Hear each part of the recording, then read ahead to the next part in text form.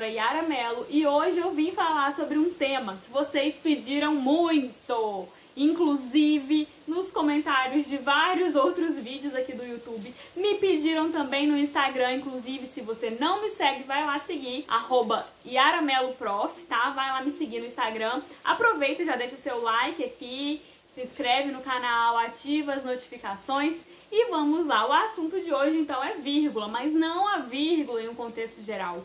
Hoje eu vim falar sobre a vírgula especificamente para a redação do Enem, tá? Eu não vou explicar cada detalhe da vírgula, até porque eu imagino que se você está aqui, se você vai fazer a redação do Enem, o mínimo você sabe. Você sabe que a vírgula é uma pausa pequena, que a vírgula serve para separar enumerações de mesma função, de termos, né, da mesma função sintática. Você sabe que a vírgula é utilizada naquelas datas, né, que a gente coloca nas cartas para separar a localização da data em si.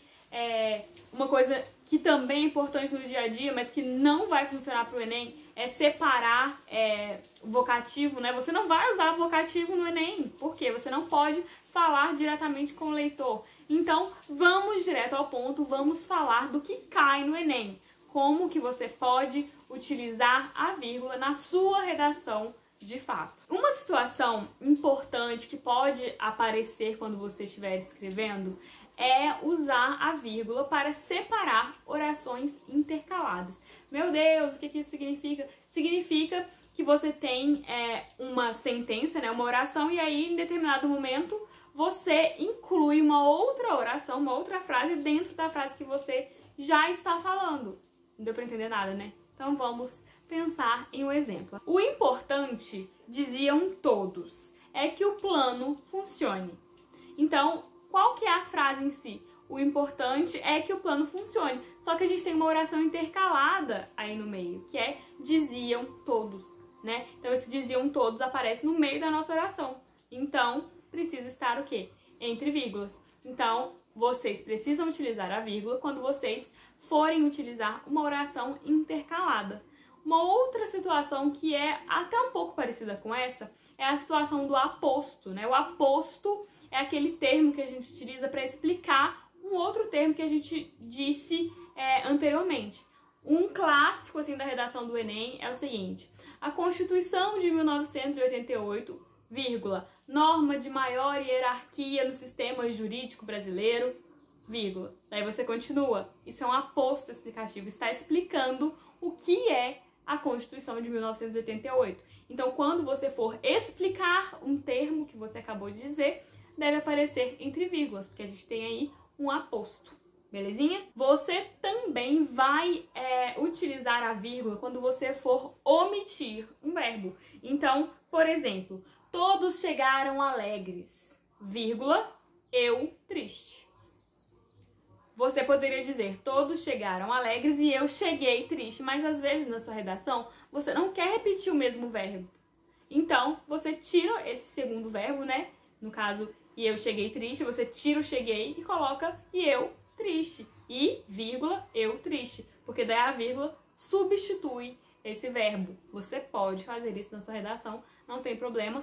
E é uma utilização correta da vírgula.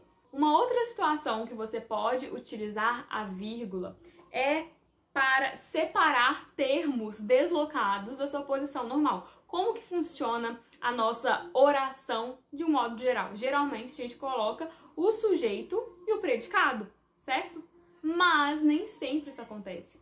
Por exemplo, se eu disser, eu gosto de doce, beleza, eu tenho o sujeito, eu gosto de doce, predicado. Beleza, mas eu posso inverter isso e posso dizer de doce, vírgula, eu gosto. Eu desloquei a oração. Ela não está mais na sua posição normal. Então, eu posso utilizar a vírgula nesse caso para fazer esse deslocamento da minha oração. Você também vai utilizar a vírgula para separar expressões ou termos explicativos. Por exemplo, aliás, além disso, ou melhor, tá? Então,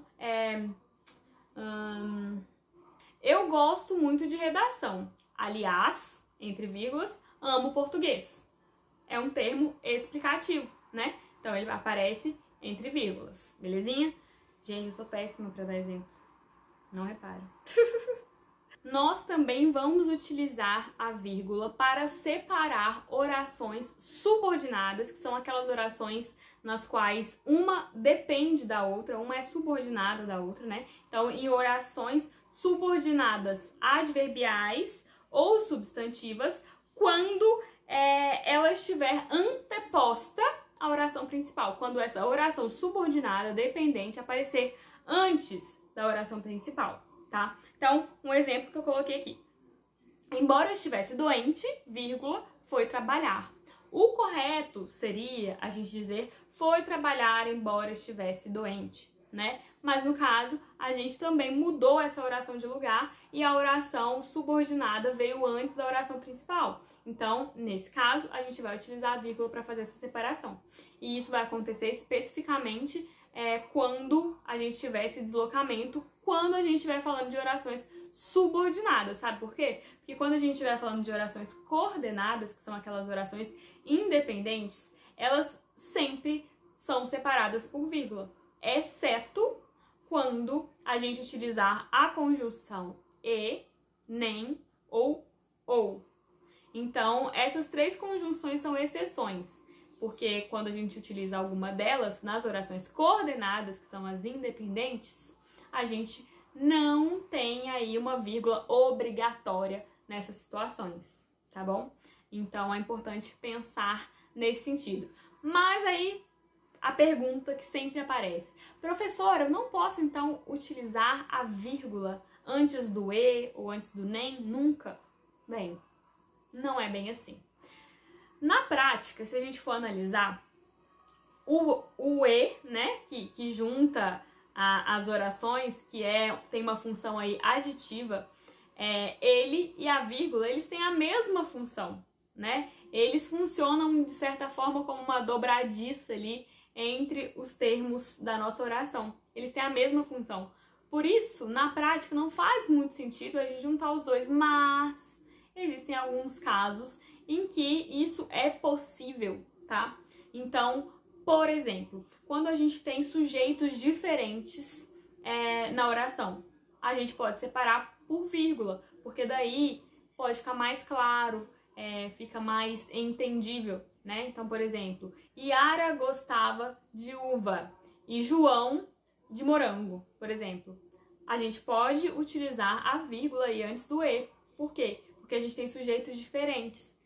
Nesse caso, funcionaria também sem a vírgula, porque ela é facultativa, mas em alguns casos essa vírgula vai fazer muita diferença para separar sujeitos diferentes, porque dependendo do que você está escrevendo, pode ficar confuso e essa vírgula pode ser crucial para o entendimento do que você pretendia dizer, para que essa separação de sujeitos fique bem clara. Então, eu recomendo que você utilize a vírgula quando você for falar de sujeitos diferentes. Uma outra situação é quando o e for utilizado como adversativo, né? Quando você for dizer uma coisa contrária à coisa que você disse antes. Maria fala, vírgula, e não faz. Fala, não faz. São coisas opostas. Esse i tá com uma função aí adversativa, ele poderia até ser substituído por um mas. Então, nesse caso também, a gente tem a vírgula antes do e. Sem nenhum problema, tudo certo. E tem também um outro caso de vírgula antes do e, que é um caso de polissímbeto, que é quando a gente usa alguma expressão repetidas vezes, né? Então, eu não gosto de banana, vírgula, nem de maçã, vírgula, nem de abacate, vírgula, nem de uva, enfim. Essa repetição de termos. Se você utilizar termos repetidos, né, o nem, ou o i, ou o ou, nesse caso, você pode utilizar a vírgula antes desses termos sem problema nenhum no caso de polissímbeto.